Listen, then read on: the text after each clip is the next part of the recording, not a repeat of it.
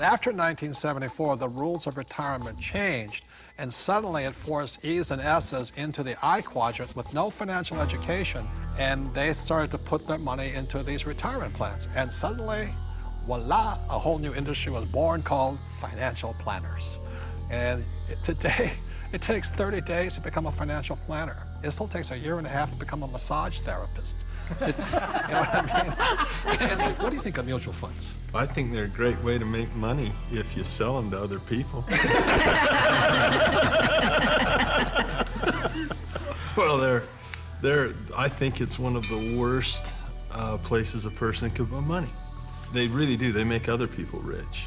You know, hidden fees, expense ratios, and you talk about the law of compound interest. Well, there's the law of compound expenses.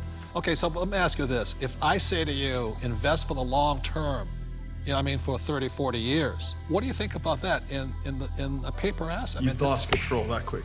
Liquidity is what paper assets are about. Your ability to sell and buy without negotiation problems. And so the moment you say, I'm going to buy this, I'm going to hold Enron, I'm going to hold WorldCom, and I'm going to hold, you know, GM, and I'm going to hold United Airlines, and well, you can just go on and on. How about Pan Am?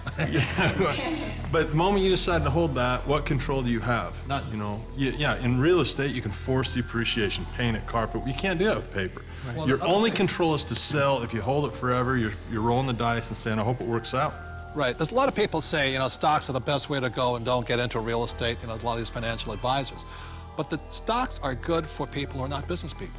You see, as entrepreneurs and real estate people, when you look at a financial statement, I personally am responsible for income, expenses, assets, liabilities. But as an investor, even in Microsoft, I have no control over income, expense, assets, and liabilities. Is that correct? All you can do is sell or hedge. That's all you can do. Well, that's right. And what makes it worse is that you take those paper assets that you don't have control over because you invest in the long term, and then you put them into our 401k, so you have even less control, because once they're in that 401k, you can't take them out.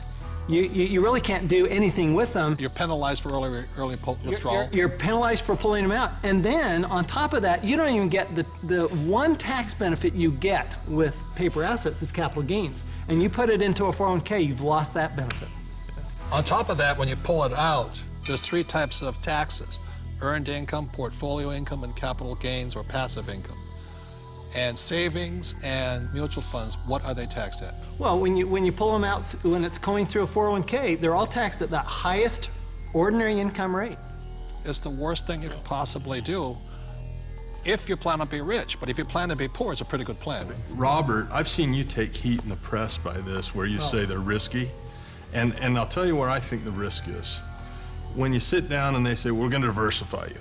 You know, that way if one company goes down, you got all these other companies to buoy you up. And that's fine for a non-systematic type thing, but a system-wide problem, it does not protect us if the system breaks down. Because and I think it's not diversification. Yeah, it's more fragile now than I think it ever has before. And I think these people saying, well, I'm well diversified. They're not well diversified. You diversify across asset classes, not just in bunches of stocks, in my opinion anyway. So the problem here with diversification, it doesn't protect you from a crash. Right. And it's not diversification anyway, and Buffett does not, Warren Buffett, the world's greatest investor, reportedly, says diversification is something like it's protection from ignorance. Right. But it's ignorance from both the person selling you the plan as well as you who invest in the plan. But this is the biggest thing that really bugs me. When Kenny and I buy real estate, we always buy insurance, don't we? Yeah. Yeah. And then when we drive a car, we have insurance. Right? Is there insurance for mutual funds? Well, not for the average person. No. I mean, is there insurance on your 401k that what you put in will be there when you retire? And which is more likely to burn down in the next 5 years, your home or your 401k? Yeah. And I'll say it again, we all drive cars with insurance, hopefully. We have houses with insurance. When we buy real estate, we have insurance. Our companies have insurance. But the 401k, all these retirement plans, there's no insurance on them. So if it crashes, they lose everything, and the mutual fund companies walk away with the money. And that's a higher level of education, because most people don't know how to hedge that.